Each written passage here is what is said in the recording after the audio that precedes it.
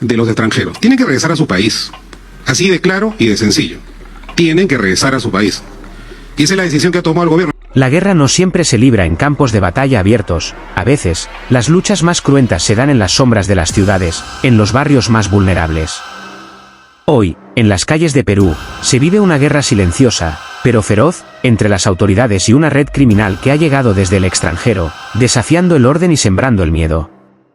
Esta es la historia de cómo Perú ha declarado la guerra a las mafias venezolanas que están transformando el país desde sus entradas. El conflicto comenzó hace varios años, cuando miles de migrantes venezolanos llegaron a Perú, huyendo de la crisis en su país. Muchos llegaron buscando una nueva oportunidad, pero no todos. Entre ellos, se infiltraron grupos criminales, como la temida mafia del Tren de Aragua, una organización delictiva nacida en las cárceles de Venezuela, que rápidamente se expandió por América Latina. Perú se convirtió en uno de los principales destinos para estos grupos delictivos. Las mafias comenzaron a operar en distritos como La Victoria. Las mafias venezolanas rápidamente comenzaron a extorsionar a pequeños empresarios y mototaxistas. El modus operandi era claro: cobros por protección, amenazas de muerte y violencia si no se pagaban las cuotas. Para muchos, las mafias venezolanas se convirtieron en una nueva autoridad que gobernaba desde las sombras. Primero te piden dinero. Si te niegas, empiezan las amenazas. A los que no cooperan les destruyen sus negocios, o peor, desaparecen. Sabemos que detrás de esto están los extranjeros, pero también algunos peruanos han comenzado a colaborar con ellos. El Tren de Aragua, una de las bandas más temidas, comenzó a expandir sus operaciones. El grupo criminal, que ya era famoso por su brutalidad en Venezuela, introdujo nuevas formas de crimen organizado en el país, desde secuestros express hasta la trata de personas y el control de la prostitución callejera, pero el Estado no se quedó de brazos cruzados.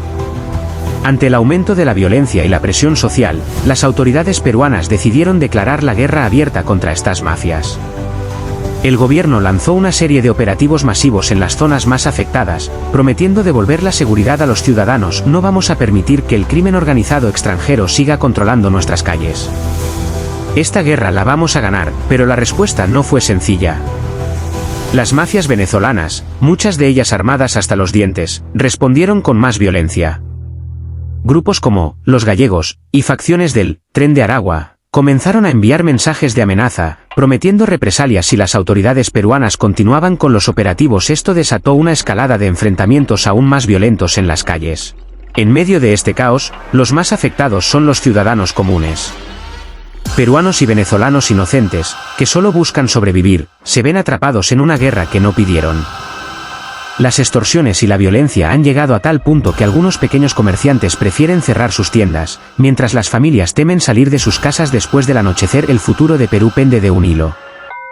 El conflicto con las mafias extranjeras ha puesto al país en una medida encrucijada: o el gobierno toma más drásticas para erradicar el crimen organizado, o los ciudadanos seguirán viviendo en una constante espiral de violencia y miedo. Mientras tanto, la crisis económica y social que enfrentan tanto peruanos como venezolanos sigue alimentando el caldo de cultivo para que estas mafias sigan operando con impunidad, pero hay esperanza. En medio de esta oscuridad, nuevas voces se levantan. Jóvenes peruanos y venezolanos están uniendo fuerzas para enfrentar juntos este desafío, exigiendo un cambio y buscando soluciones para acabar con el ciclo de violencia que ha capturado a ambos países. En una trampa mortal, esta es una guerra que todavía no tiene un final claro. Las mafias venezolanas siguen operando, y el Estado peruano continúa su lucha por recuperar el control. Mientras tanto, los ciudadanos esperan que algún día puedan vivir sin miedo, en un país donde las calles no están dominadas por la violencia y el crimen. ¿Ganará Perú esta guerra? Solo el tiempo lo dirá. Si quieres entender más sobre la situación en Perú y cómo los ciudadanos se enfrentan a esta crisis, no te pierdas nuestro siguiente vídeo donde exploramos el papel de las comunidades locales en la lucha contra el crimen organizado.